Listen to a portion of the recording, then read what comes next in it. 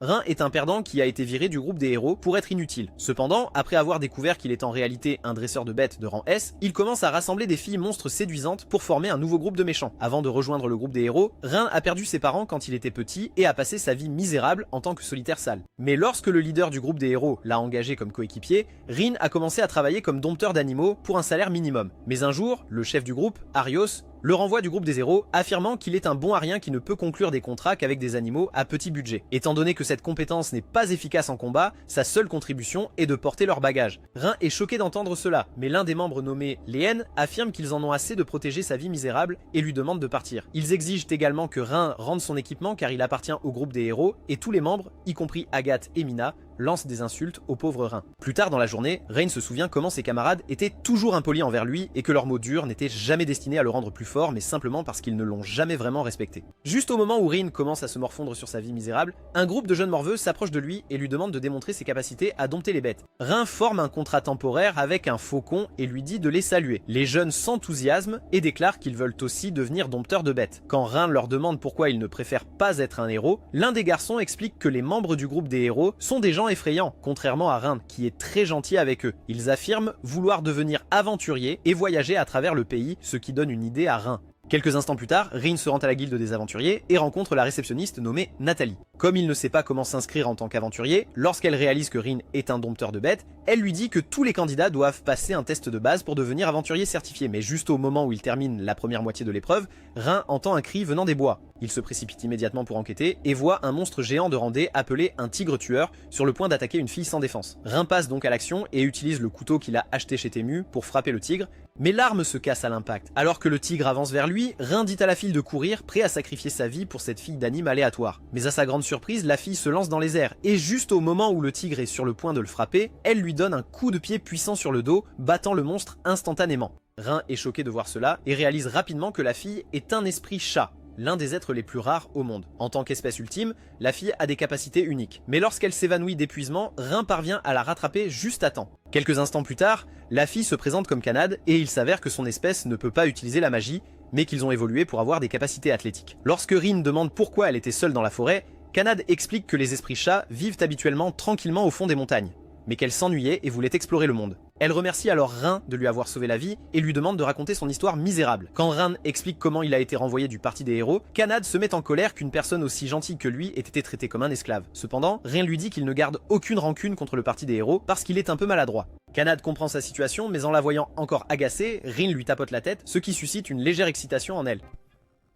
Elle lui assure ensuite qu'il est un guerrier fort, mais lorsque Rin insiste sur le fait qu'il n'est qu'un simple dresseur de bêtes, Kanad lui demande de former un lien permanent avec elle. Comme seulement un petit nombre de personnes dans le monde peuvent apprivoiser les esprits félins, Rin est d'abord hésitant, mais voyant la préoccupation sincère de Kanad pour lui, il décide finalement de conclure un pacte avec elle pour mieux la connaître. Kanad est ravi par cela et Rin commence le processus d'apprivoisement, créant un pacte de sang qui l'entoure d'emblèmes magiques. Lorsque Kanad accepte l'accord, le processus d'apprivoisement se termine enfin et elle remarque le symbole rouge du contrat sur sa main. Maintenant qu'ils sont liés pour l'éternité, Kanad lui prend la main et court à travers les champs. Pendant ce temps, Rin se demande comment un perdant comme lui vient de se lier d'amitié avec une espèce ultime aux énormes seins. Plus tard, il se dirige vers un champ proche pour rassembler 20 herbes médicinales pour l'épreuve de Rin, où il apprivoise un groupe de lapins pour se disperser et collecter les herbes pour lui. Kanad est choqué, sachant qu'un dompteur de bêtes ne peut apprivoiser qu'un animal à la fois, ce qui rend son aptitude vraiment exceptionnelle. Cependant, Rin balaie son émerveillement d'un revers de main, affirmant que ce n'est que rien, ce qui la rend encore plus irritée. Quelques instants plus tard, lorsqu'il retourne à la guilde des aventuriers et remet les objets qu'il a collectés, Nathalie le félicite pour avoir réussi l'épreuve. Alors qu'elle accueille ce weeb malodorant comme le nouvel aventurier de rang F de la guilde Horizon, Rin reçoit une carte d'identité d'aventurier et un petit paiement de 50 pièces de cuivre en récompense. Nathalie affirme que, à mesure que les rangs augmentent, les aventuriers seront payés beaucoup plus. À ce moment-là, Rin se rend compte qu'il doit augmenter rapidement son rang, car c'est le seul moyen de soutenir correctement son style de vie extravagant. Alors que Kanahata attend dans le hall, Rain s'approche d'elle et lui annonce la bonne nouvelle. Elle le félicite pour sa promotion et semble vraiment heureuse que Rain devienne un aventurier enregistré, mais juste à ce moment-là, un homme bruyant et arrogant s'approche d'eux, en espérant étaler sa mayonnaise sur le visage de Kanahata. Il s'approche de l'esprit du chat et se demande comment une espèce ultime se promène librement dans leur ville. Ensuite, l'homme commence à insulter Kanata, lui disant de laisser tomber le gars qui a l'air faible et de venir avec lui. Mais Kanata reste aux côtés de Rain comme un chien de compagnie. Alors, quand le bizarre commence à lancer plus d'insultes à leur égard, Kunahati explique que Rain a utilisé son pouvoir pour l'apprivoiser. Mais l'homme éclate de rire, affirmant qu'un esprit de chat puissant ne pourrait jamais être apprivoisé par un dompteur de bêtes pathétique. Pour prouver son point de vue, l'homme défie Rain à un bras de fer. déclarant qu'il emmènera Kunahati s'il gagne. L'homme attrape la main de Ren avec un air suffisant, pensant clairement qu'il a déjà gagné. Mais dès que le match commence, Ren lui écrase la main sur la table avec une force incroyable. Alors que l'homme s'effondre au sol de douleur, Nathalie apparaît dans la scène et s'excuse pour le bruit. Mais quand il attrape sa jupe comme un malade, elle perd son sang-froid et lui écrase une table dessus, le mettant KO. Après le retour au calme, Ren regarde sa propre main, complètement surpris par sa nouvelle force. Kanata explique que c'est un effet secondaire de leur pacte de sang, car lorsqu'un dresseur forme un contrat avec une espèce ultime, une partie de leur pouvoir est transférée au maître. Ren, avec son cerveau stupide, n'avait aucune idée que cela était possible, principalement parce que personne dans l'histoire n'avait jamais réussi à apprivoiser une espèce ultime auparavant. Plus tard, les deux personnages acceptent leur première quête officielle en tant qu'équipe pour rassembler des herbes médicinales, mais Kanata semble un peu déprimée car elle imaginait que la vie d'aventurier serait plus excitante, comme la collecte d'objets rares et le sauvetage de princesses capturées. Mais Ren explique qu'en tant que nouvel aventurier de rang F, il doit commencer par les bases pour acquérir de l'expérience. Pour aggraver les choses pour elle, un groupe de lapins que Ren utilise collecte une énorme pile d'herbes en un rien de temps alors qu'elle en a à peine trouvé. Juste à ce moment-là, Kanata entend un cri fort au loin et il se précipite immédiatement pour trouver un groupe de bandits menaçant un vieil homme. Kanata les reconnaît comme des membres des Crocs des Bons, un groupe de voleurs notoirement dangereux, et suggère qu'ils battent en retraite et cherchent de l'aide. Cependant, Ren sait qu'il n'y a pas assez de temps et décide de sauver le vieux bonhomme lui-même. Voyant sa détermination, Kanade est contente qu'il soit sur la même longueur d'onde et se prépare à le soutenir. Lorsqu'il lance une attaque coordonnée, Rain distrait les bandits pendant que Kanade fonce pour protéger le vieil homme. Kanade était initialement inquiète que sa puissance immense soit trop pour le corps de Rain, mais en le voyant contrôler cette puissance sans effort, elle commence à perdre du fluide jaune. Après que Rain ait mis KO le dernier bandit, Kanade est laissée envoûtée, réalisant qu'elle commence à avoir un sérieux béguin pour son nouveau maître. Le vieil homme les remercie pour le sauvetage et explique que ses escortes se sont enfuies, le laissant seul. Il les avertit également que les Crocs d'Ébène sont une organisation massive avec plus d'une centaine de membres et qu'ils chercheront sûrement à se venger. En entendant cela, Ren prend une décision et décide de détruire toute l'organisation en une seule opération. Kanata lui dit qu'affronter une centaine de bandits seuls est impossible, mais Ren a une idée. Il envoie un petit écureuil en reconnaissance et trouve rapidement la base des bandits où il montre à Kanata son arme secrète. Ren explique qu'il peut aussi apprivoiser les insectes, rendant l'esprit du chat à nouveau humide. Il révèle alors son plan pour apprivoiser un essaim massif d'abeilles et utiliser leur dard pour paralyser tout le groupe de bandits. Quand Kanata s'inquiète de ne pas être utile, Ren lui dit de retourner à la ville et de rassembler des renforts de la guilde pour capturer les bandits. Pendant ce temps, les escortes du vieil homme, Lian et Mina, du groupe de héros, se disputent avec leur nouveau dompteur de bêtes, le blâmant pour l'embuscade. Lian crie qu'il est inutile et qu'il aurait dû apprivoiser plus d'animaux pour mieux explorer, mais l'homme explique qu'apprivoiser même 2 bêtes à la fois cause une énorme tension mentale. De retour à la cachette des bandits, Ren a rassemblé des centaines d'abeilles et utilise sa magie pour amplifier le poison paralysant de leur dard et déchaîne un essaim. Lorsque Kanata arrive avec un groupe d'aventuriers de la guilde, il trouve tous les membres de l'Ebonfang au sol. En voyant cela, les aventuriers sont en admiration devant Ren qui a vaincu à elle seule tout le groupe. Mais au moment où il maîtrise les bandits, le sol commence à trembler violemment et 3 monstres géants appelés King Lizard émergent de l'obscurité. Il s'avère que les bandits les gardaient comme armes, mais les lézards sont indomptables et commencent à attaquer tout le monde. Voyant cela, Ren et Kanata réagissent immédiatement et ordonnent aux autres aventuriers de mettre les bandits paralysés en sécurité. Alors que Ren fait face aux monstres, il réfléchit à son passé, se souvenant de la façon dont il se sentait inutile, mais avec Kanata à ses côtés, il se sent vraiment fort. Après une bataille intense, Ren et Kanata émergent de la grotte sous les applaudissements et les acclamations des membres de la guilde. Juste à ce moment-là, il regarde Kanata et réalise qu'avec cette fille chat à ses côtés, il peut faire n'importe quoi dans le monde. Dans la guilde des aventuriers, Nathalie les félicite pour leurs efforts incroyables et promeut Ren au rang d'aventurier de niveau E. Wow! Avec une somme d'argent considérable en récompense, il décide de prendre une véritable chambre à l'auberge. Mais comme il ne reste qu'une chambre, Ren est forcé dans cette situation gênante. Plus tard dans la nuit, Kanata est ravi de dormir dans un lit doux et confortable, mais Ren devient nerveux car son truc n'a jamais partagé une chambre avec une femme de sa vie. Ren lui dit qu'il dormira dehors. Mais Kanade trouve mignon de partager la chambre. Quand il explique que c'est bizarre de dormir ensemble, Kanade explique qu'elle ne s'en soucie pas parce qu'elle a une confiance totale en son maître. En entendant cela, Rain essaie de lui donner une conférence sérieuse sur le fait d'accorder trop rapidement sa confiance aux inconnus et l'avertit que c'est dangereux. Mais Kanade le regarde avec des yeux de chiot et dit qu'elle lui fait confiance parce qu'il a risqué sa vie pour les autres et a prouvé qu'il est une bonne personne. Ce monologue le convainc finalement, et Rain accepte de rester dans la pièce. Cependant, lorsqu'il va se coucher, Kanata le regarde comme Pédidi en pensant qu'en dépit de toute la douleur qu'il a vécue, il reste une personne gentille. Elle-même a toujours été seule même parmi les siens et n'a jamais eu quelqu'un sur qui elle pouvait vraiment compter, mais réalisant que Ren a un bon cœur, Kanata se promet de rester à ses côtés et d'aider à guérir les blessures de son passé. Depuis lors, les deux profitent de leur nouvelle vie d'aventuriers, vivant une vie tranquille au village, mais lorsqu'ils visitent la guilde des aventuriers un jour, Nathalie leur présente une nouvelle quête à enjeux élevés. Elle explique qu'un puissant méchant nommé Guard Dog a pris le contrôle du pont de Stride, coupant une route commerciale vitale. Alors que les deux écoutent attentivement, Nathalie leur dit que la quête est dangereuse. C'est pourquoi la récompense est de 5 pièces d'or, ce qui est énorme. Réalisant que le gain pourrait le rendre millionnaire, Ren accepte la mission immédiatement. Lorsque les deux arrivent au pont de la Foulée pour remplir leur devoir d'aventurier, une ombre tombe juste au-dessus de leur tête, qui s'avère être un énorme dragon. En quelques secondes, le dragon descend du ciel avec un bruit assourdissant, et quand la poussière se dissipe, il se transforme en une fille aux cheveux rouges avec des cornes et des atouts remarquables. Elle se présente comme Tanya, membre de la race des dragonoïdes, une autre des espèces ultimes. Tanya explique qu'elle utilise le pont comme terrain d'entraînement à la recherche d'adversaires dignes de ce nom pour se battre. Au début, Rain n'est pas sûre de pouvoir vraiment affronter un dragon, mais Kanad l'encourage car elle est aussi une espèce ultime. Lorsque Tanya se précipite vers Rain à une vitesse aveuglante, il parvient à peine à bloquer son coup. Mais la fille dragon est également impressionnée car elle a l'habitude de vaincre les aventuriers d'un seul coup. Elle déchaîne ensuite un torrent de feu de sa bouche, ce qui oblige Rain et Kanad à sauter de côté, mais le bout de la queue de Kanad est brûlé. Furieuse, Kanad se jette sur Tanya et les deux espèces ultimes s'affrontent dans un tourbillon de coups de poing et de coups de pied.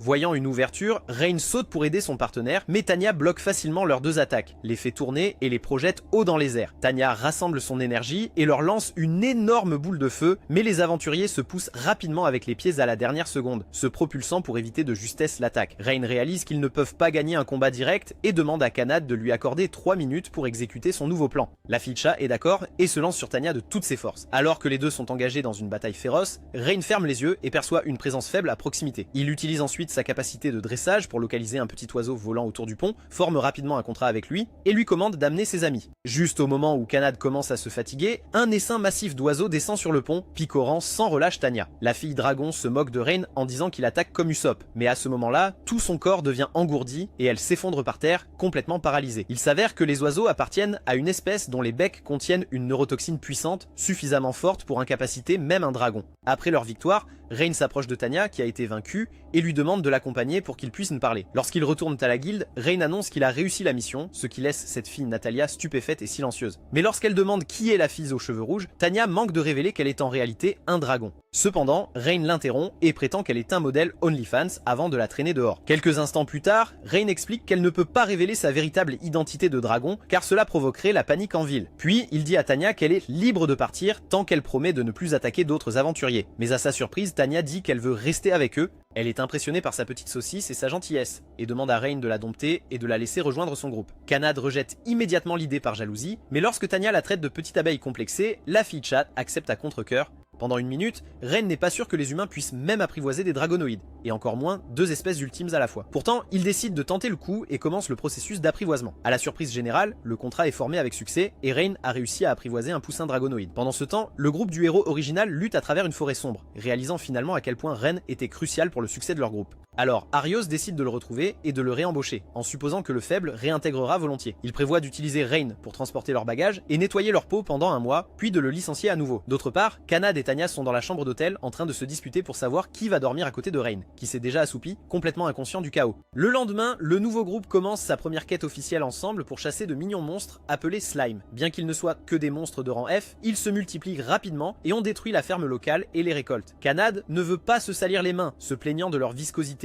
mais Tanya affirme qu'elle peut utiliser ses boules de feu pour éliminer les slimes d'un seul coup. Finalement, voyant les deux filles s'entendre, Rain les regarde, se sentant heureux et souriant comme l'avocat de P. Diddy. Après avoir cherché un moment sans succès, Rain décide d'obtenir une meilleure vue. Alors il invoque un oiseau et active l'une de ses compétences les plus uniques. Il transfère sa conscience dans l'oiseau, ce qui fait que son corps physique se relâche et s'affaisse contre les cuisses humides de Tanya. Mais à ce moment-là, l'oiseau s'approche des filles et la voix de Rain leur parle de sa capacité à transférer une partie de sa conscience dans un autre animal. Kanad est émerveillé par sa liste apparemment sans fin de capacités surpuissantes, tandis que Tanya plaisante sur ce qu'elle pourrait faire avec son corps inconscient. Pendant ce temps, l'oiseau s'élance dans le ciel et demande aux filles de prendre soin de son corps humain. Depuis le ciel, Rain les guide directement vers une clairière où une bande de slime est rassemblée comme l'armée blanche de Zetsu. Mais avant que Kanad ne puisse sauter dans cette masse collante, Tanya l'arrête et demande à Rain s'il peut utiliser la magie. Lorsqu'il explique qu'il ne peut gérer qu'une faible boule de feu à peine suffisante pour allumer une bougie, Tanya lui dit de tester sa magie du feu sur les slimes quand même. Réalisé que c'est une opportunité parfaite, Rain concentre son énergie et lance une boule de feu, et à sa grande surprise, elle éclate dans une explosion massive, éliminant la plupart des slimes d'un seul coup et laissant des cristaux de récompense au sol. Le voyant confus, Tanya explique que Kanad lui a donné une partie de sa force physique immense. De la même manière, former un contrat avec elle, un dragon, lui a accordé une part de son pouvoir magique colossal. Alors, Rain possède maintenant l'une des affinités magiques les plus puissantes du monde. Mais soudainement, plus de slime émergent de la forêt. Tanya déclare qu'ils seront ses cibles d'entraînement et lui dit que s'il va être leur maître, il doit apprendre à contrôler son nouveau pouvoir. Le perdant boiteux accepte à contre-cœur, et avec les conseils de Tanya, il passe le reste de l'après-midi à pratiquer sa magie.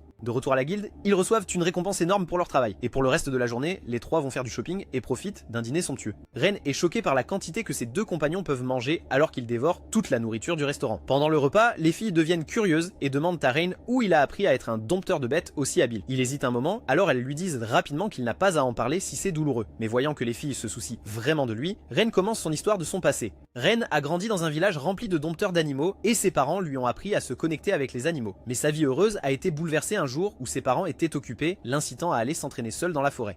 Rain était tellement concentré sur son entraînement qu'il n'a pas remarqué une lueur rouge dans le ciel. Alors quand il est retourné au village, il a été choqué de découvrir que tout avait été réduit en cendres, le laissant comme le seul survivant. Finalement, d'autres aventuriers l'ont adopté, mais Rain a toujours été maltraité, et il l'obligeait souvent à faire des travaux dégoûtants. C'était sa vie pendant près de 10 ans. Mais un jour, quand Arios l'a invité à rejoindre son équipe, le pauvre garçon a accepté l'offre sans hésitation. Rain voulait utiliser sa capacité de dompteur de bêtes pour empêcher le genre de tragédie qui a détruit sa maison et faire une différence dans le monde. Cependant, il n'a jamais été traité comme un allié. Au lieu de cela, il a été contraint de porter des bagages et de nettoyer les toilettes des autres membres. En terminant l'histoire, Rain s'excuse auprès des filles d'avoir agi comme une mauviette, mais Kanad lui prend la main et le console. Elle comprend enfin pourquoi Rain a toujours risqué sa vie pour sauver d'autres personnes afin qu'elle n'ait pas à souffrir de la même tristesse qu'il a traversée. Tanya est également d'accord, et elle affirme que sa gentillesse est probablement sa plus grande force et qu'elle est fière de son maître. Pendant un instant, Rain est convaincu que tous les traumatismes qu'il a endurés au cours de toutes ces années ont finalement mené à une conclusion heureuse. Mais à ce moment-là,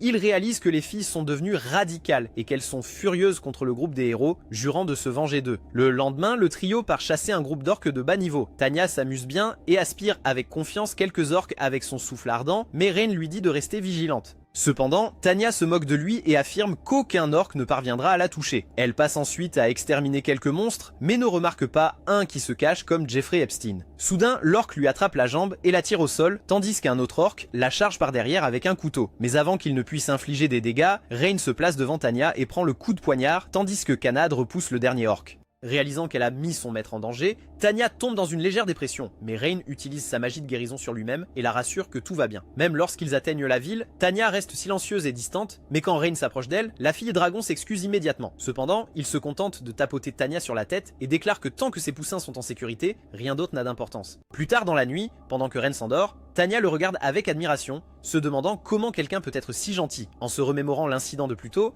elle ressent une chaleur dans ses ongabung, réalisant qu'elle pourrait avoir un gros béguin pour son maître. Le lendemain, Tanya suggère à Rain d'utiliser une partie de sa récompense pour acheter de meilleurs équipements et une véritable arme de combat. Mais alors que le trio se dirige vers le marché, Rain s'arrête brusquement en apercevant son ancien patron. Rain est passé à autre chose de son ancienne vie, donc il ignore le groupe des héros, mais Arios commence à l'insulter, le traitant de lâche et de fan de MrBeast. Quand Tanya intervient pour défendre son maître, Arios se rend compte que le groupe se compose de deux espèces ultimes puissantes. Il se moque de Rain une fois de plus, demandant s'il est le serviteur. Mais cela rend Kanad incroyablement en colère, et elle déclare fièrement que Rain est leur maître. Choqué par cette proclamation, Arios révèle enfin ses véritables intentions et demande à Rain de rejoindre son équipe. Il explique que leur prochaine mission est d'explorer les bois perdus, une forêt magique dont les chemins changent constamment, rendant la navigation presque impossible. Il veut l'aide de Rain pour mener à bien la mission, et les autres membres du groupe interviennent, disant que c'est une excellente opportunité. Cependant, Rain refuse l'offre comme un gentleman et se retourne pour partir, mais Mina l'arrête, lui demandant un moment de son temps. Elle explique qu'au fond de la forêt, il y a une relique noble appelée le bouclier de la vérité, qui est essentielle pour vaincre le roi démon. Mina lui dit que si le roi démon n'est pas vaincu, il attaquera tous les villages du pays, entraînant des millions de victimes. Cela touche une corde sensible dans le petit esprit stupide de Rain, et il est déterminé à sauver les gens de son pays. Rain accepte à contre-cœur d'aider les héros à acquérir le bouclier, ce qui déclenche un sourire inquiétant sur le visage d'Arios. Mais avant qu'ils ne fassent équipe, Kanad et Tanya interviennent, déclarant que si Rain va aider, le groupe de héros doit d'abord se mettre à genoux et s'excuser pour la façon dont ils l'ont traité. L'idée de supplier son serviteur pour de l'aide rend Arios extrêmement furieux, mais Tanya menace de les réduire en cendres s'ils refusent. Dans un accès de rage, Arios dit à Rain de garder ses copines sous contrôle, qualifiant les filles d'animaux mal élevés. Mais cela conduit Rain à lui écraser le visage, l'envoyant voler comme un sac de pommes de terre. Rain déclare qu'il ne tolérera jamais que quelqu'un manque de respect à ses amis, et voyant la détermination dans ses yeux, Arios le défie, ainsi que son groupe, à un duel. Tout le monde accepte de se battre. Anad est opposé au chevalier nommé Agathe, qui ressemble étrangement à Johnny Sins. Bro, what are you talking about, man? Alors que le chevalier la charge avec toute sa force, Kanad esquive simplement ses attaques et contre-attaque avec un coup de pied si mortel qu'il faillit briser son épée. Elle déchaîne ensuite une rafale de coups, chacun frappant le chauve comme un coup de massue. Furieux, Agathe active sa technique secrète de feu infernal et se précipite sur elle, mais Kanad donne un coup de pied à l'épée comme un sac poubelle. Agathe est maintenant sur le point de déclencher son attaque désespérée finale, mais Kanad lui dit qu'elle n'a même pas utilisé la moitié de son pouvoir. La réalisation que cette fille joue avec lui donne un frisson dans le dos d'Agathe, mais juste à ce moment-là, Kanad disparaît dans les airs et donne soudain un coup brutal qui le met KO. D'un autre côté, Tanya est jumelée avec les deux mages du groupe du héros, Liane et Mina. Pensant être les sorcières les plus puissantes du Japon, elles lancent leurs sorts les plus puissants sur elles. Mais Tanya les arrête simplement en claquant des doigts. Liane commence à devenir paranoïaque et déchaîne des attaques encore plus brutales contre elle, mais Tanya les avale comme une saucisse dans un dortoir de filles. Voyant leurs difficultés, Tanya explique qu'elle utilise le neutralisateur de matière, un art ancien qui peut déconstruire un sort magique depuis son noyau. Il se peut que le groupe des héros réalise qu'ils ne peuvent pas rivaliser avec elle, alors ils décident de fusionner tous leurs pouvoirs restants en une dernière attaque. Cependant, Tanya augmente la pression et invoque la magie de l'ultime reine dragon, transformant le ciel entier en rouge, alors que des centaines de cristaux magiques se matérialisent au-dessus d'eux. Alors qu'elle commence à chanter un sort légendaire pour libérer les cristaux, Liane et Mina sont submergés de terreur, convaincus qu'ils vont mourir. Alors qu'ils s'effondrent en larmes, suppliant et implorant le pardon, Tanya se prépare à les abattre, mais juste au moment où l'enfer se déchaîne, elle annule l'attaque, révélant que ce n'était que des effets spéciaux. D'autre part, Rin fait face à son ancien patron, et Arios se précipite pour finir le combat immédiatement. Mais Rin parvient à esquiver chaque coup avec un minimum de dégâts. Il réalise que bien qu'Arios soit rapide au combat, sa puissance est plus faible et plus prévisible comparée à la force écrasante de Tanya. Soudainement, Rin surprend Arios et lui assène un coup de poing puissant dans l'estomac, le laissant se demander comment un dresseur de bêtes faibles est devenu si fort. Rin n'est pas un grand fan du gatekeeping, alors il révèle la vérité. Toutes ces années où il a porté leur bagage, il ne faisait pas que regarder. Il étudiait attentivement leurs mouvements et leur style de combat, tout comme il le ferait avec n'importe quel animal qu'il voulait apprivoiser. Réalisant que Rin connaît ses faiblesses, Arios décide de canaliser ses capacités magiques et lance un puissant éclair. Mais Rin le contre avec sa gigantesque boule de feu et annule facilement l'attaque du héros. Arios commence à désespérer et il lance une rafale de sorts différents. Mais Rin continue à les éviter comme les impôts. Juste au moment où Arios se lance pour un coup final, son corps devient soudainement engourdi et le prétendu héros s'effondre au sol. Debout victorieux sur son ancien patron, Rin explique comment il a utilisé ses compétences de dompteur de rythme pour gagner ce combat. Comme il est encore furieux des choses cruelles qu'Ariost a dites à ses amis, Rin donne un dernier coup de poing à côté de la tête d'Ariost, laissant un cratère profond comme avertissement. Avec la bataille enfin terminée, Kanad et Tanya se précipitent vers lui, ayant toutes deux remporté leurs combats respectifs. Quelques heures plus tard, Ren et ses filles arrivent à l'entrée de la forêt perdue qui fait peur. En espérant terminer le travail rapidement, Tanya suggère qu'il brûle toute la forêt et cherche le bouclier ensuite. Mais Rin lui dit de se taire, expliquant que leur mission est de trouver le bouclier de vérité sans dommage, car c'est une relique légendaire qui ne peut être maniée que par le héros. Les filles sont toujours agacées par le fait qu'elles aident le groupe du héros, mais Rin insiste sur le fait que trouver le bouclier est nécessaire pour sauver le monde du roi démon. Réalisant que leur maître a pris sa décision, ils acceptent finalement de le soutenir. Comme la forêt est extrêmement vaste, Rin forme un lien avec un petit oiseau et, utilisant son aptitude d'assimilation, il envoie sa conscience dans le ciel pour repérer un chemin à travers les bois. Quelques instants plus tard, Rin trouve ce qui semble être une route directe vers le centre de la forêt. Mais peu importe combien ils marchent, ils finissent par revenir exactement là où ils ont commencé, ce qui les rend légèrement frustrés. Rin ne comprend pas comment ils sont arrivés au même endroit, même s'ils marchaient en ligne droite. Cependant, Tanya soupçonne qu'une sorte de magie puissante est à l'œuvre et active une capacité appelée « recherche de matière ». Cela déclenche une lumière rouge brillante qui émane d'elle, les conduisant à un grand arbre ancien. Elle explique que cet arbre est la source d'une puissante magie d'illusion, qui a altéré leur perception et changé la disposition de la forêt pour les éloigner. Alors que Kanad se prépare à frapper l'arbre magique par frustration, une voix résonne de l'intérieur, leur disant de quitter la forêt. Juste à ce moment-là, une petite figure ailée nommée Sora apparaît, et Rin la reconnaît instantanément comme un autre membre de l'espèce ultime appelé les fées. Il s'avère que les fées sont des êtres légendaires qui possèdent une magie encore plus puissante que les dragonoïdes, mais elles sont aussi connues pour mépriser les humains et n'ont pas été vues depuis plus de 2 siècles. Rin tente d'avoir une conversation paisible, mais Sora lui dit de quitter la forêt et refuse de parler. Elle lui dit que son visage ressemble à un pot de beurre de cacahuètes périmé et menace même de les tuer. Cependant, lorsque Rin essaie de raisonner avec elle, Sora lance une attaque magique puissante, les forçant à fuir de peur. Une fois qu'ils atteignent une zone sûre, Rin comprend toute la situation des fées. Il croit que l'hostilité intense de Sora doit être liée à la raison pour laquelle elle protège le bouclier de la vérité. Donc, il veut essayer de communiquer avec elle une dernière fois,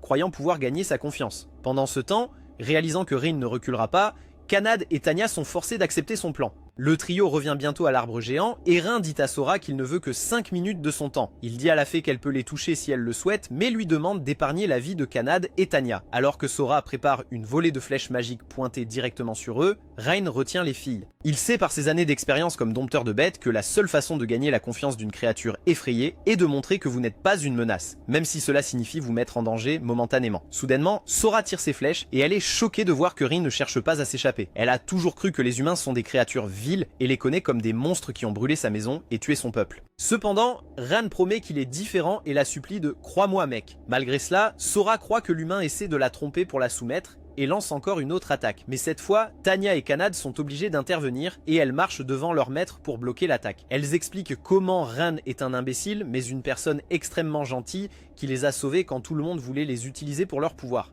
Sora n'a aucune idée de quoi penser, mais la vue de deux espèces ultimes protégeant un humain est définitivement une scène étrange, même pour elle. Alors, enfin, elle décide de faire confiance à ce groupe irritant et d'écouter ce qu'ils ont à dire. Quand Ran explique que le bouclier de vérité est la seule chose qui peut vaincre le maléfique roi démon, Sora révèle que le bouclier est caché derrière une barrière puissante qui protège le village secret des fées. Elle affirme que la barrière ne peut pas être levée car elle détruit l'illusion et permet à tous les voyous de piller son village. Cependant, Sora promet de respecter un ancien pacte féerique avec les héros du passé et elle se téléporte derrière la barrière et émerge avec le bouclier de vérité. Mais juste au moment où il s'apprête à partir, Rin remarque une profonde tristesse dans les yeux de Sora et lui demande si quelque chose ne va pas. La fée est manifestement troublée par quelque chose, mais elle hésite un moment, craignant de les mettre en encore plus de danger.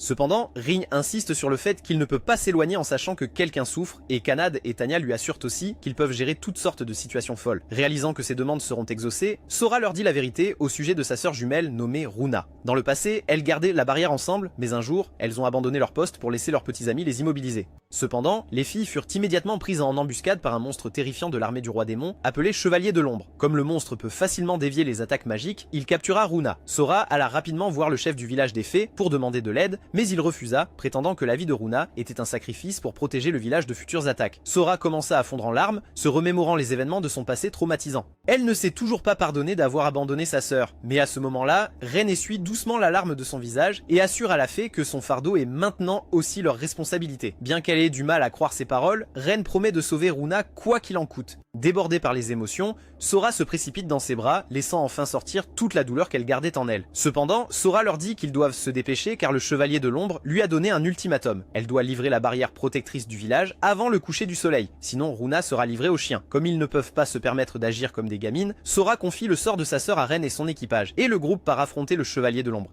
Ren découvre bientôt que le monstre est dans la montagne voisine et remarque Runa suspendue comme du poulet tandoori. Ils commencent immédiatement leur attaque avec Ren lançant une énorme boule de feu, mais comme la magie n'a aucun effet contre le chevalier, elle ne sert que de signal. Alors que le chevalier maléfique tourne son regard vers l'explosion inoffensive, Kanad saute des arbres au-dessus, donnant un coup de pied puissant qui fait vaciller la créature en arrière. Le coup est complété par Ren, qui réduit la distance en assénant un coup de poing lourd à son ventre. Cette attaque coordonnée prend le chevalier de l'ombre totalement par surprise, et il grogne comme un père en colère, se demandant à voix haute si Ren est le héros dont parlent les textes anciens. Cependant, le dresseur de bêtes ordinaire prétend qu'il est là juste pour sauver Runa de la captivité. Le chevalier réalise qu'il ne peut pas gagner un combat contre deux guerriers, alors il tend son épée vers la fée captive. Mais avant qu'il ne puisse infliger des dommages, Tanya fait son apparition et parvient à bloquer l'attaque, brisant avec succès les chaînes de Runa. Maintenant que la fée est en sécurité, Kanad et Ren continuent leurs attaques contre le chevalier, mais ils n'arrivent pas du tout à blesser le monstre. Alors qu'ils bloquent leurs attaques combinées, le chevalier tourne son corps massif pour créer une puissante tornade à l'intérieur de la grotte. Cette force envoie des débris voler partout, forçant Ren à battre en retraite, tandis qu'il discute rapidement d'un nouveau plan avec Kanad. Puisque la force brute ne suffit pas, Ren ferme les yeux et laisse sa conscience se répandre dans la forêt. Il active ensuite ses compétences de domptage, cherchant à trouver et former un contrat rapide avec un essaim d'abeilles à proximité. Ren comprend que leur poison ne fera pas vraiment de mal à l'armure magique du chevalier, mais qu'il fournira la distraction critique dont il a besoin. Alors, il libère l'essaim et comme prévu, le chevalier est distrait en essayant de chasser les abeilles autour de lui. À ce moment-là, Ren active un sort de dompteur unique et transfère une partie de son énergie magique directement dans les puissants atouts de Kanad. Une aura chaude, puissante et dorée l'enveloppe alors qu'il renforce temporairement sa force physique à son maximum absolu. Ressentant une montée explosive d'énergie parcourant son corps, elle se précipite vers le chevalier distrait. Kanad lance soudain un coup dévastateur et le coup atteint avec une force immense, perforant directement le corps du chevalier. Cela provoque la désintégration du monstre comme les clones régénérés d'Obito. Peu de temps après, le groupe réunit Runa avec sa sœur et les deux fées s'embrassent. Sora les remercie chaleureusement alors que des larmes de joie coulent sur son visage, tandis que Runa, qui a une personnalité beaucoup plus enjouée, commence immédiatement à taquiner Ren en l'appelant un séducteur. Même si les jumeaux se ressemblent parfaitement, leurs comportements sont complètement différents. En discutant, Sora révèle qu'ils ne peuvent plus vivre dans un village qui a abandonné l'un d'eux, mais qu'ils ont trop peur de survivre seuls dans la forêt dangereuse. Immédiatement, Kanahadi intervient et les invite à rejoindre leur groupe, et après l'approbation de Rain, les fées l'acceptent joyeusement comme leur maître. Pendant un moment, Rain n'est pas sûr de pouvoir gérer 4 bêtes ultimes, car un dompteur de bêtes normal ne peut apprivoiser qu'un animal à la fois. Mais encouragé par la foi inébranlable de Tanya en lui, Rain décide de tenter sa chance. Il se mord le doigt et commence le rituel, créant une nouvelle structure magique pour apprivoiser des êtres magiques comme les fées. En quelques secondes, les cordes lumineuses entourent les deux filles, et peu après, Sora et Runa forment avec succès un pacte avec Rain. Cela impose une lourde pression sur l'endurance de Rain, mais ses acolytes se précipitent pour le rattraper juste à temps. Quelques instants plus tard, Rain retrouve le groupe du héros pour livrer le bouclier de la vérité. Mais Arios est sceptique à son égard, se demandant s'il a apporté un faux bouclier. Comme ils n'ont pas pu terminer la tâche en une semaine, la rapidité de livraison de Rain suscite de nombreuses inquiétudes. Cependant, Mina surveille attentivement le bouclier et assure au groupe qu'il est indubitablement authentique. Alors que Rain reçoit sa récompense de 20 pièces d'or et se prépare à partir, Agatha l'arrête, espérant le coincer dans une machine à laver. Le japonais, Johnny Sins, admet que le groupe des héros a du mal sans le soutien de Rain. Avec un respect surprenant dans sa voix, il demande officiellement à Rain de les rejoindre à nouveau, et promet même un meilleur salaire et un respect mutuel. Tous les autres membres sont d'accord, mais Rain regarde ses nouveaux amis qui l'attendent. À présent, il a déjà trouvé ce qu'il cherchait toute sa vie, et ce n'était ni l'argent ni le respect, mais une vraie famille. Donc Rain refuse l'offre et s'éloigne. Le groupe du héros n'a pas l'habitude de l'humiliation, alors Arios se met en colère et promet secrètement qu'il trouvera un moyen d'éliminer Rain et son groupe d'espèces ultimes.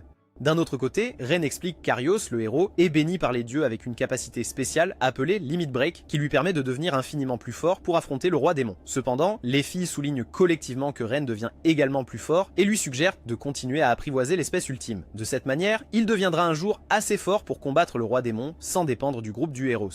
Rain est choqué par cette théorie, car il a passé toute sa vie à être traité d'idiot faible. Il sait qu'il n'est pas encore fort, mais avec ses amis à ses côtés, Rain commence à croire qu'il pourrait devenir un héros après tout. Le lendemain matin, Rain se réveille et découvre que sa petite chambre d'auberge commence à être un peu encombrée, car ses 4 compagnons frottent leur gelée biologique tout autour du lit. Au petit déjeuner, Tanya affirme que puisque Rain devient maintenant plus fort, il a besoin de meilleurs équipements. Puisqu'il a plus de gens à s'occuper, le perdant boiteux accepte. Alors plus tard dans la journée, le groupe décide de passer la journée en ville à faire du shopping pour une nouvelle arme. Alors qu'ils marchent dans les rues animées, les sœurs fées Sora et Runa s'accrochent au bras de Rin, intimidées par la foule nombreuse. Comme c'est leur première fois dans une ville humaine, les filles sont bouleversées par des émotions mitigées, se demandant si les humains vont les attaquer. Ren leur dit que tout ira bien, mais juste à ce moment-là, leur voyage est interrompu par un groupe d'aventuriers qui reconnaissent Tanya. Ils l'approchent avec un profond respect, louant sa force depuis qu'elle les a vaincus au pont de la foulée. Alors que tout le monde est choqué de voir cela, un commerçant aléatoire donne à Kanade une pomme fraîche, la remerciant pour l'aide qu'elle a apportée quelques jours plus tôt. Sora et Runa regardent avec admiration, alors que Kanade et Tanya sont pratiquement devenues humaines, juste au moment où un groupe de jeunes s'approche de Ren.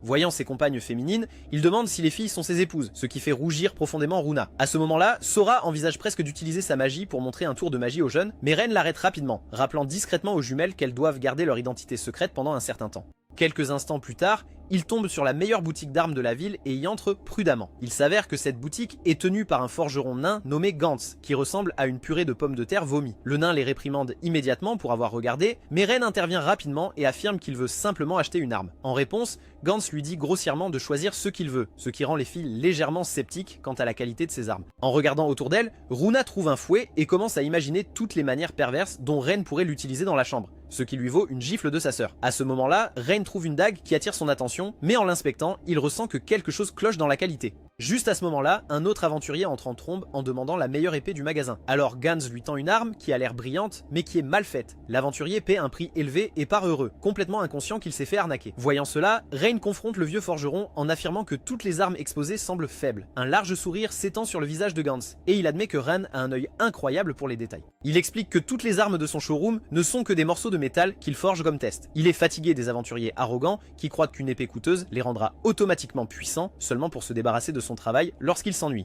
Alors Gantz cache ses véritables chefs-d'œuvre, attendant un client avec un calibre assez grand pour gérer son savoir-faire. Le nain révèle ensuite sa collection de vraies armes, celles qui dégagent de la puissance et de l'art. Tanya croit fermement en la force et le savoir-faire, alors elle se lie instantanément avec le forgeron à cause de sa philosophie. Impressionné par le fait qu'un dompteur de bêtes comme Rain puisse sentir l'âme des armes, Guns promet de lui forger une arme personnalisée digne de son talent. Cependant, comme il est complètement à court de mithril, un minerai rare dont il a besoin pour faire son travail, Guns leur donne la permission de visiter le site minier pour extraire le minerai. Quelques heures plus tard, Rain et son groupe de gelée gigotante se dirigent vers la guilde des aventuriers. C'est bondé de monde et ils apprennent bientôt que le groupe du héros organise un recrutement ouvert pour de nouveaux membres. Rain les voit de l'autre côté de la pièce et baisse les yeux un instant alors qu'un souvenir de son passé refait surface sur son visage. Cependant, Kanad et Tanya le remarquent et se rapprochent pour apaiser son aura déclinante. Il leur adresse alors un sourire rassurant et ils se dirigent vers le comptoir où Nathalie les accueille et rencontre les jumelles.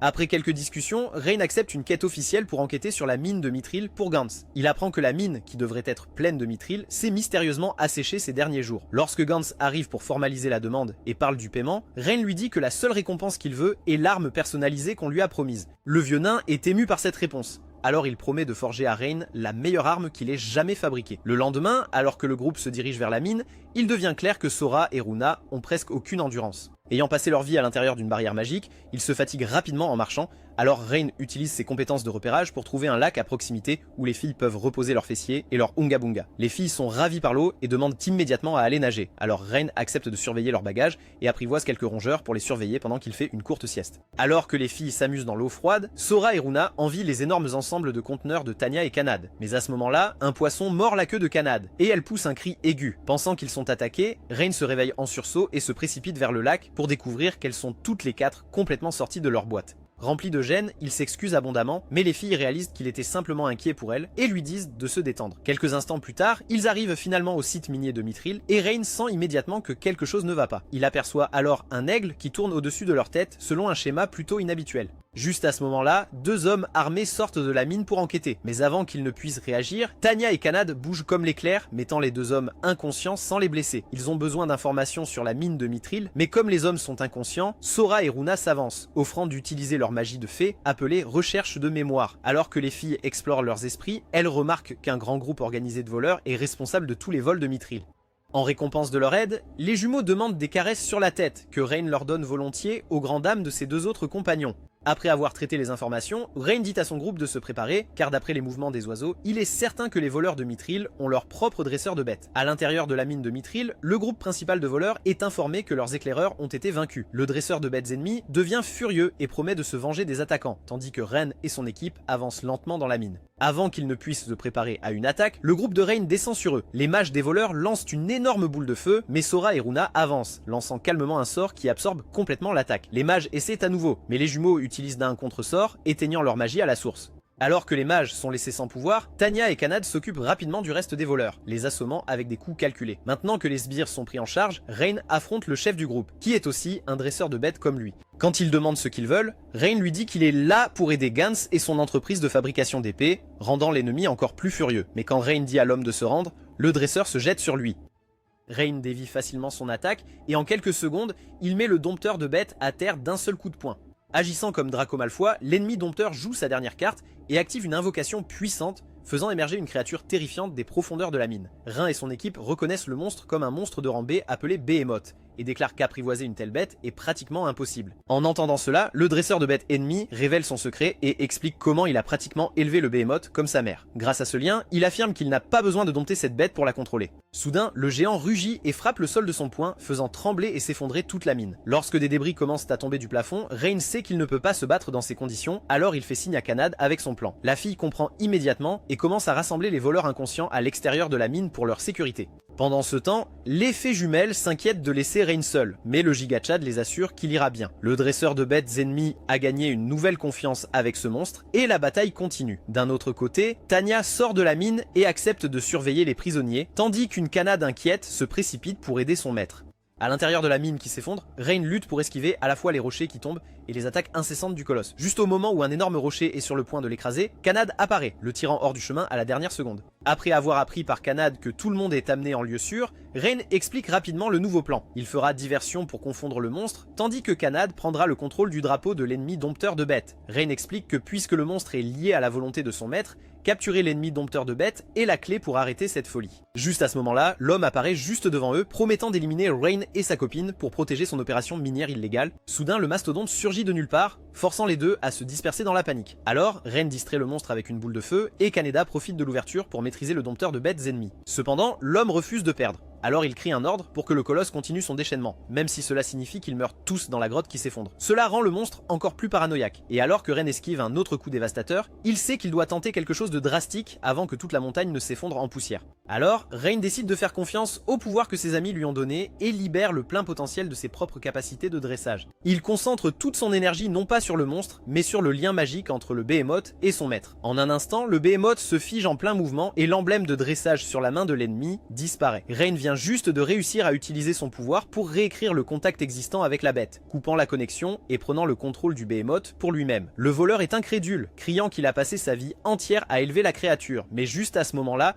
ensuite, le monstre confus se retourne contre son ancien maître, Ori Kamaru. Pour sauver le voleur d'être tué par sa propre création, Rain est obligé d'abattre le colosse avec une attaque puissante directement sur sa poitrine. À l'extérieur de la grotte, les voleurs capturés avouent tout. Il s'avère qu'ils étaient tous des aventuriers en herbe qui avaient été arnaqués par Gantz. Ils ont acheté ses armes d'exposition sans valeur et volé son mithril était leur tentative mal avisée de vengeance. Plus tard, quand Gantz entend cela, il est rempli de honte et de regret, réalisant que son test était la cause principale de tout l'incident. Malgré cela, Rin le réconforte, lui disant que tout le monde fait des erreurs et l'encourage à rectifier les choses en se consacrant à son métier à partir de maintenant. De retour au quartier général du Parti des Héros, Arios mène des entretiens pour un nouveau dresseur de bêtes, mais il rejette chaque candidat. Il se moque d'un dresseur pour ne pouvoir contrôler qu'une seule bête et demande s'il peut apprivoiser une espèce ultime. Cependant, le chef hurle d'horreur, affirmant que l'espèce ultime ne peut jamais être apprivoisée par un être humain. Voyant cela, Mina souligne qu'il refuse les meilleurs dresseurs du pays simplement parce qu'ils ne se comparent pas à Rin, mais Arios se met en colère contre elle et lui dit d'aller se coucher. Tandis que son désir de vengeance continue de croître, il serre une étrange bague noire dans sa main qui est étrangement similaire à celle à l'intérieur de Kinderjoy. Le lendemain matin, Rin emmène Sora et Luna en ville pour le petit déjeuner, pendant que les autres font la grasse matinée. Ils découvrent un stand de hot dog et les jumelles adorent absolument le goût. Pendant qu'ils mangent, ils demandent à Rin quel nouveau pouvoir il a acquis en formant des contrats avec eux. Kanad lui a donné de la force et Tanya lui a donné de la magie, mais Rune admet qu'il n'a ressenti aucun changement depuis son pacte avec les sœurs fées. Les jumelles ont l'air dévastées par cette réponse, craignant d'être inutiles pour lui.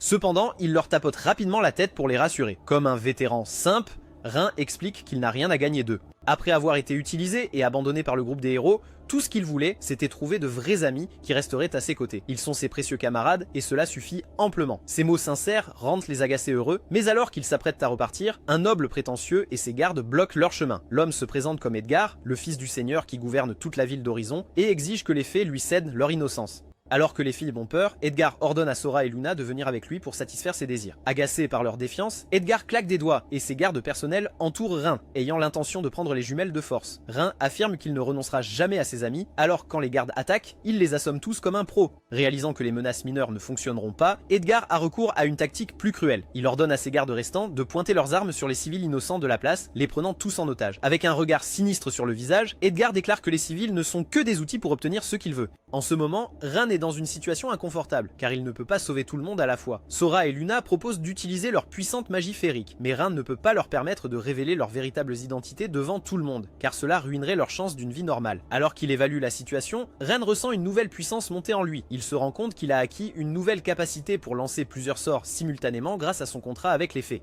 Alors, Rin invoque des dizaines de petits symboles magiques, chacun générant une boule de feu non létale. Il libère ensuite la rafale, et dans un éclair de lumière, tous les gardes d'Edgar sont désarmés et inconscients, tandis que tous les civils s'en vont indemnes. Vaincu comme un débutant dans Fortnite, Edgar jure de se venger et fuit les lieux, tandis que les habitants remercient Rin pour son héroïsme. Juste à ce moment-là, une vieille femme l'avertit de quitter immédiatement la ville, craignant des représailles du seigneur. De loin, Arios observe la scène avec un sourire sinistre, pointant la bague sombre en direction de Rin. De retour à l'auberge, Rin apprend l'ampleur de la dépravation d'Edgar. Le noble a une histoire de kidnapping de toutes les femmes qu'il trouve attirantes et les traite comme des jouets dans son manoir. Son père, le seigneur de la ville d'Horizon, utilise son pouvoir et sa richesse pour faire taire les victimes et dissimuler tous les crimes de son fils. En entendant cela, Tanya devient furieuse et veut marcher vers son manoir et le réduire en cendres. Cependant, Rin comprend qu'ils doivent être plus prudents car il ne peut pas laisser le peuple de Horizon sombrer dans le chaos. Un instant, il se sent impuissant, pensant qu'il n'est qu'un simple dresseur de bêtes face à un système si corrompu. Mais Kanad et Tanya voient qu'à la détermination dans ses yeux et réalisant qu'il veut sauver tout le monde, ils promettent de le soutenir quoi qu'il arrive. Avec ses amis à ses côtés, Rin déclare qu'ils libéreront la ville de ses dirigeants corrompus. Plus tard dans la nuit, le père d'Edgar devient paranoïaque en entendant les dernières nouvelles sur la bête ultime, mais Edgar lui dit de prendre ses noires idées et de quitter la ville. Dès qu'il est parti,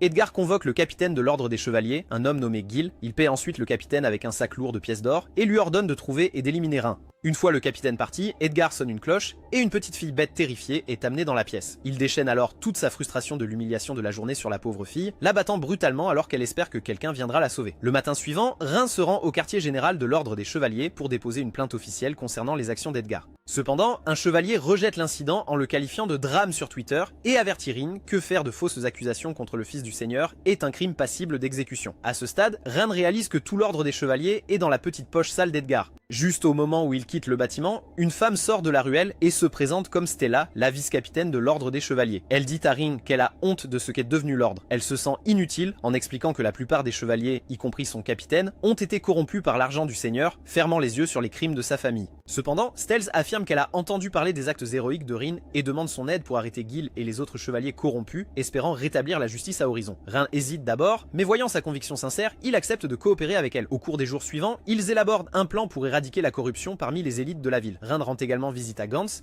qui a terminé son arme personnalisée, et plus tard dans la nuit, ils partent pour leur mission. Gil reçoit un faux tuyau selon lequel des preuves de sa corruption sont stockées dans un entrepôt éloigné, alors il rassemble tous ses chevaliers loyaux et s'y rend, prévoyant de détruire les preuves. Mais lorsqu'ils entrent dans le bâtiment sombre, les portes massives claquent et sont instantanément gelées par la magie des fées jumelles. Un par un, les chevaliers sont pris en embuscade et assommés dans l'obscurité. Équipé de son nouveau gantelet de rang S de Gantz, Rin attaque comme un sniper de PUBG et parvient à les éliminer tous. Enfin, Gil est le seul homme debout alors qu'il repousse miraculeusement toutes les attaques. Lorsqu'il remarque Stella debout avec Rin, il devient encore plus furieux. Stella lui dit de se rendre, révélant qu'ils ont toutes les preuves dont ils ont besoin. Mais Gil refuse, se moquant de la femme pour avoir choisi la justice plutôt que le bitcoin. Cela déclenche un affrontement féroce entre les deux anciens camarades, et pendant un moment, Gil prend le dessus. Mais Stella se souvient du souvenir du chevalier honorable qu'il était autrefois, et le frappe dans un accès de rage. D'un autre côté, Edgar exprime à nouveau sa frustration sur la fille Libette, enragé que ses chevaliers aient été arrêtés. Il s'inquiète en pensant que Ren viendra peut-être l'attaquer ensuite, mais à ce moment-là, Agrios apparaît à sa fenêtre. Il dit à Edgar que Ren est bien plus puissant qu'il ne peut l'imaginer, et qu'il a plusieurs espèces ultimes à son service. Alors, Agrios lui lance l'anneau maudit sombre, lui disant qu'il contient le pouvoir dont il a besoin pour éliminer Ren et continuer son règne de terreur sur la ville. Dans une cellule sombre, une fille renard nommée Nina se souvient de sa vie heureuse dans un orphelinat. Elle était entourée d'amis et de gens qui se souciaient d'elle, mais cette existence paisible semble être un souvenir lointain. Tout ce qu'elle fait, c'est souhaiter que quelqu'un vienne la sauver du cauchemar éveillé qu'elle a été forcée de vivre. Pendant ce temps, aux portes de la grande demeure du seigneur, Stella et ses loyaux chevaliers annoncent que le capitaine Gil a été arrêté pour corruption et qu'ils sont là pour enquêter sur Edgar. Cependant, les gardes du manoir les empêchent d'entrer et appellent des renforts à la place. Cela fait que Stella, Kanad et Tanya sont complètement entourés par l'armée privée du seigneur. Depuis un balcon en hauteur, Edgar sourit en les regardant comme un Dumbledore asiatique. Grâce à l'objet maudit qu'il a reçu d'Agrios, il n'a pas peur de l'espèce ultime de Ren. Il observe donc la bataille éclater à la porte d'entrée, confiant que le nombre de ses soldats submergera les ennemis. D'un autre côté, Ren, Sora et Runa profitent de la bataille chaotique comme distraction et se faufilent dans les cachots du manoir. Runa active immédiatement sa magie de recherche de matériaux et parvient à tracer le flux d'énergie dans le bâtiment. Cela lui permet de localiser toutes les personnes kidnappées, mais elle détecte également une signature magique massive unique. Runa affirme que cette source de pouvoir est tellement immense et inhabituelle qu'elle ne peut appartenir qu'à une autre espèce ultime. Ren se demande alors si cette personne est un ami, un ennemi ou peut-être juste une autre victime. Quoi qu'il en soit, il décide d'enquêter lui-même sur cet étranger puissant et demande aux sœurs jumelles de se concentrer sur le sauvetage des personnes kidnappées pendant qu'il s'occupe du reste. Un instant, Sora et Runa hésitent, inquiètes qu'ils partent seuls en territoire inconnu, mais Ren s'excuse, admettant que son plan les a forcés à révéler leur magie féerique secrète au monde. Cependant, les sœurs le rassurent de ne pas s'inquiéter car elles ont une confiance totale en lui et sont tout aussi perturbées mentalement. Avec cela, le groupe se sépara, chacun exécutant sa propre mission critique. Ren suit la signature magique puissante jusqu'à une porte fortement renforcée. Il casse la serrure et l'ouvre et est choqué par ce qu'il trouve à l'intérieur. Une jeune fille nommée Nina, avec une queue de renard, est blessée et enchaînée sur le sol, et il la reconnaît immédiatement comme membre de l'esprit du renard, une espèce de demi-dieu encore plus forte qu'une espèce ultime typique. Alors Ren se précipite rapidement à ses côtés et lance un sort de guérison pour soigner ses blessures. Mais Nina est remplie d'émotions refoulées. Elle commence à pleurer en lui disant son nom et s'effondre dans ses bras, ravie que quelqu'un soit enfin venu la sauver. Quelques minutes plus tard, Nina commence à lui raconter l'horrible histoire de sa capture. Il y a plusieurs années, Edgar et ses sbires sont venus la voir, mais elle a refusé de partir avec lui. En réponse, il a rassemblé tous les enfants innocents de son orphelinat et a menacé de les éliminer un par un si elles ne se rendaient pas. N'ayant pas d'autre choix, Nina a décidé de sacrifier sa vie pour sauver ses amis. Plus tard, Edgar a placé un puissant collier d'esclaves autour de son cou, scellant ses immenses pouvoirs divins. Depuis ce jour, il utilise Nina comme son souffre-douleur personnel qui est forcé de subir l'humiliation. Horrifié par son histoire, Ren jure de la libérer du collier immédiatement. Nina le prévient que c'est impossible car le collier est protégé par une malédiction mortelle et toute tentative de le retirer entraînera un retour fatal d'énergie magique. Cependant, Ren tend la main pour retirer cette pièce de technologie de son cou. Même quand Nina le supplie d'arrêter, Ren refuse d'abandonner et lui dit qu'il veut renifler ses aisselles plus tard. Alors, il canalise toute son énergie de domptage combinée à la force que lui donnent ses amis et la concentre sur le collier. La magie maudite l'électrocute, causant une douleur immense, mais Ren surmonte l'agonie et brise le sort, libérant Nina de sa prison pour la première fois depuis des années. À l'extérieur du manoir, la bataille se déroule exceptionnellement bien alors que Kanad et Tanya battent sans effort les gardes d'Edgar, abordant le combat comme un jeu vidéo.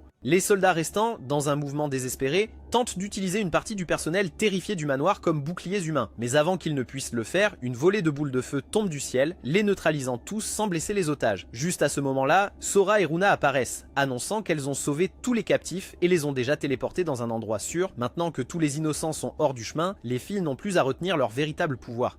À l'intérieur, le groupe de Ren se réunit dans le hall principal pour discuter de la stratégie. Tout le monde est choqué de voir un nouveau poussin sur le dos de Ren, mais Kanad, captivé par sa queue duveteuse, commence immédiatement à la câliner. À ce moment-là, le maître du manoir apparaît. Choqué de les trouver si profondément à l'intérieur de sa maison, Ren utilise son gantelet pour le retenir et Stella intervient pour procéder à l'arrestation comme une pro. Mais avant qu'il ne puisse célébrer, Edgar fait son apparition. Sans plus attendre, il active l'anneau maudit et une silhouette sombre semblable à un faucheur apparaît. Le faucheur brandit sa faux et une vague d'énergie sombre touche Ren qui s'effondre au sol. À distance, Agrios sent l'activation de l'anneau et sourit, pensant que son rival est enfin éliminé. Mais quelques secondes plus tard, Ren se redresse, agissant comme si de rien n'était. Tout le monde est stupéfait de voir cela car le faucheur avait lancé un sort de mort instantané qui aurait dû l'éliminer immédiatement. Pour tester sa théorie, Runa lance un puissant sort de poison sur Ren qui n'a également aucun effet sur lui. Elle explique alors son soupçon. Après avoir formé un contrat avec les Sœurs Fées, Ren a acquis deux nouvelles capacités. La première est la capacité de lancer plusieurs sorts, et la seconde, qu'ils connaissent maintenant, est une annulation complète de tous les pouvoirs magiques. Pendant ce temps, Edgar est furieux que son atout ait échoué, mais cette colère alimente l'anneau et sa puissance vile monte en flèche, finissant par consommer Edgar dans son intégralité. Son corps est couvert d'une substance noire et visqueuse, et il se transforme en un démon grotesque et puissant. Mais Ren est paralysé par la peur en reconnaissant la présence démoniaque. C'est le même monstre qui a détruit son village et éliminé sa famille. Le démon, désormais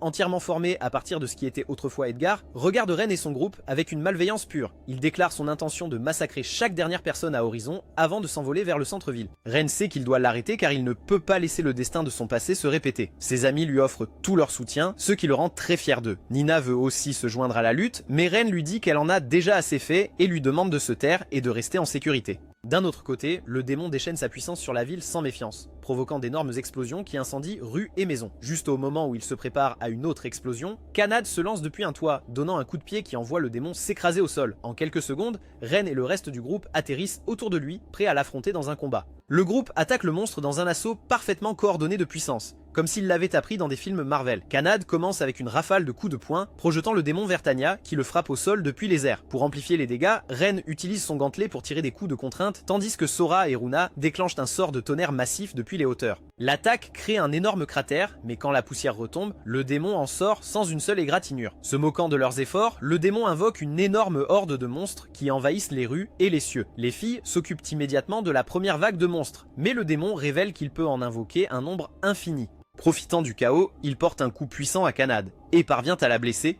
Tanya fournit immédiatement une couverture avec un torrent de son souffle de feu, retenant le démon principal tandis que Ren se précipite pour soigner les blessures de Kanad. Cependant, le démon commence à s'ennuyer du jeu et libère son véritable pouvoir, lançant un bombardement magique dévastateur dans le ciel. Des projectiles enflammés pleuvent sur toute la ville, recréant la même scène horrifique de destruction qui entraîne depuis son enfance. Cependant, ce souvenir le pousse à bout et Ren renforce les pouvoirs de ses amis et ils lancent tous une attaque coordonnée encore plus puissante. Même alors, leurs attaques ne réussissent pas à laisser une seule égratignure sur le corps du démon. Juste à ce moment-là, le démon invoque une armée encore plus grande, y compris de puissants dragons. Il utilise ensuite les dragons comme boucliers vivants, tout en continuant la destruction de la ville sans véritable raison, autre que la valeur cinématographique. Cela place Ren dans une situation impossible car il ne peut pas combattre le démon et protéger les milliers de citoyens en même temps. Mais soudainement, Sora et Runa proposent une solution brillante. Ils offrent d'utiliser leur magie féerique pour ouvrir un énorme portail et téléporter chaque résident vers un endroit sûr à l'extérieur de la ville. Alors qu'ils mettent leur plan à exécution, Arios et le groupe des héros se demandent s'ils doivent participer au combat. Mina le supplie de les aider, mais Arios refuse froidement, affirmant que leur seule mission est le roi démon.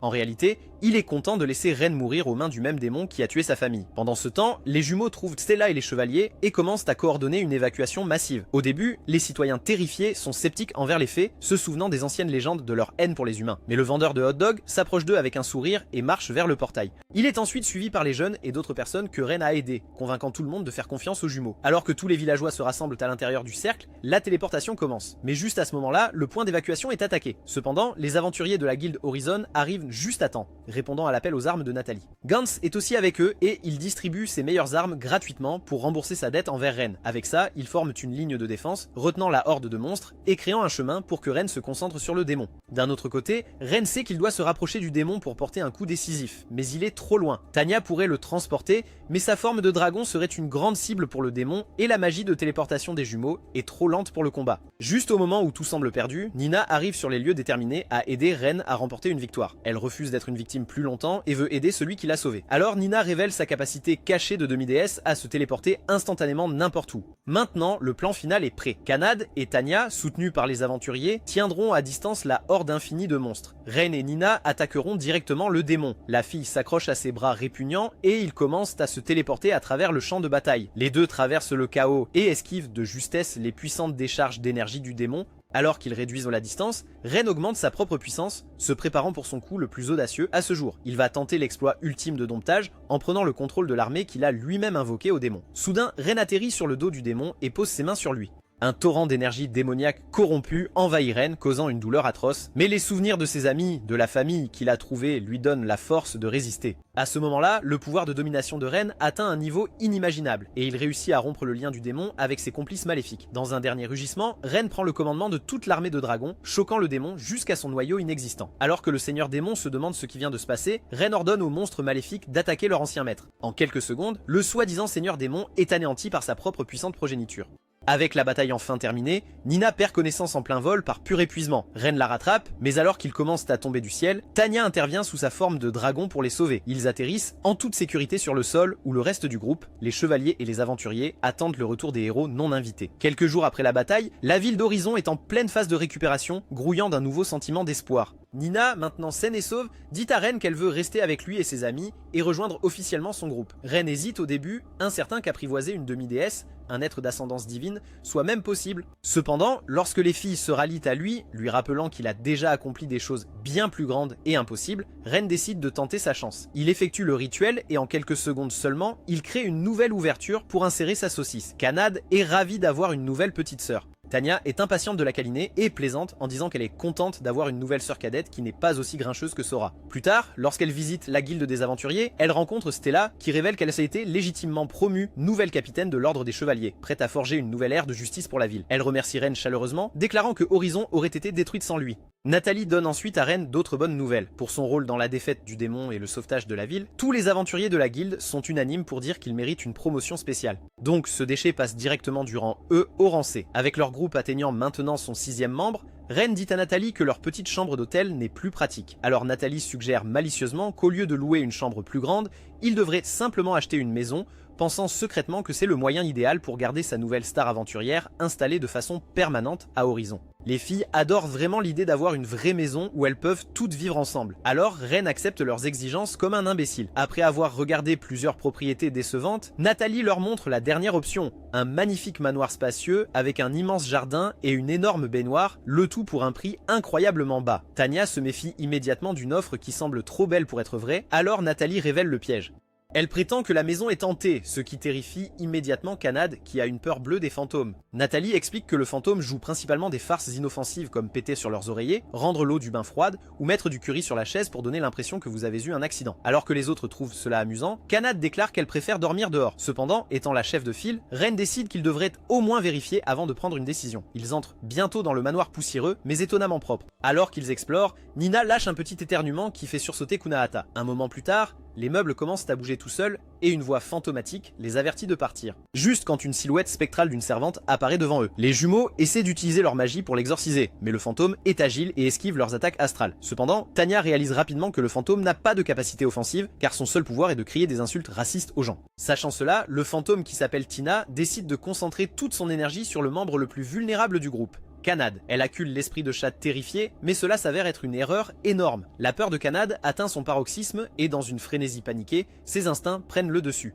Alors qu'elle se lance en avant, sa peur lui permet de transcender ses capacités normales et son attaque physique blesse en fait la forme fantomatique. Ensuite, les jumeaux créent rapidement une barrière magique pour piéger Tina, et Ren intervient pour calmer la situation. Il révèle ensuite une autre de ses compétences surprenantes qu'il a apprises d'un vieil homme, comment apprivoiser les fantômes. Ren démontre son pouvoir en prenant le contrôle des mouvements de Tina, la figeant sur place. Ne voyant aucune issue, Tina leur raconte son histoire. Elle était une domestique qui travaillait dans le manoir il y a 30 ans, mais elle a été tuée par son maître cruel et volage, et depuis ce jour, son esprit est lié à la maison. Mais au lieu de la bannir, Ren fait quelque chose d'inattendu. Il demande à Kanad si elle pense pouvoir essayer de s'entendre avec Tina. Faisant totalement confiance à Ren, Kanad accepte nerveusement, alors Ren se tourne vers le fantôme et lui demande si elle voudrait vivre avec eux en tant que membre de leur groupe. Tina est stupéfaite par sa gentillesse, tandis que les autres filles sourient comme si elles étaient sous hypnose, lui expliquant que c'est juste le genre de personne qu'est Ren. Touchée par son offre, Tina accepte avec plaisir. Pendant ce temps, Arios et le groupe des héros essaient de demander des fournitures gratuites à un commerçant, mais l'homme refuse, les traitant de lâches qui n'ont rien fait pendant que leur ville était attaquée. D'autres citoyens se joignent à lui en disant aux soi-disant héros d'aller voir ailleurs. Lorsqu'il déclare que Ren est le véritable héros d'Horizon, Arios devient furieux et détruit l'étal de l'homme avant de partir en trombe.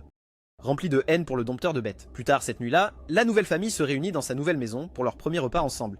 Tina, Sora et Runa avaient préparé un festin somptueux et alors qu'elle s'installait à table, Nina a regardé Rain, les larmes aux yeux, et l'a remercié, disant que pour la première fois depuis si longtemps, elle n'était plus seule. Ces mots ont touché Rain au plus profond de son être. Il s'est souvenu de la solitude écrasante qu'il avait ressentie après avoir perdu sa famille et sa maison, ce vide immense qui avait creusé un trou dans son cœur pendant des années. Il réalise que rejoindre le groupe de héros n'était qu'une tentative désespérée pour échapper à ce vide. Mais maintenant, en regardant autour de la table sa nouvelle famille, il ressent la chaleur d'une véritable camaraderie. Le vide dans son cœur est enfin comblé et submergé par l'émotion, il se met à pleurer comme Logan Paul. Les filles le remarquent et lui demandent ce qui ne va pas, mais Rain le prend à la légère en plaisantant qu'il a extrêmement faim. Mais au fond de lui, il sait que ce sont des larmes de pure joie pour les nouveaux liens qu'il a créés et la nouvelle famille qu'il peut enfin appeler la sienne. Si vous avez regardé ce résumé d'anime jusqu'à la fin, commentez saucisse magique. Si vous aimez les résumés d'anime comme celui-ci, regardez cette vidéo.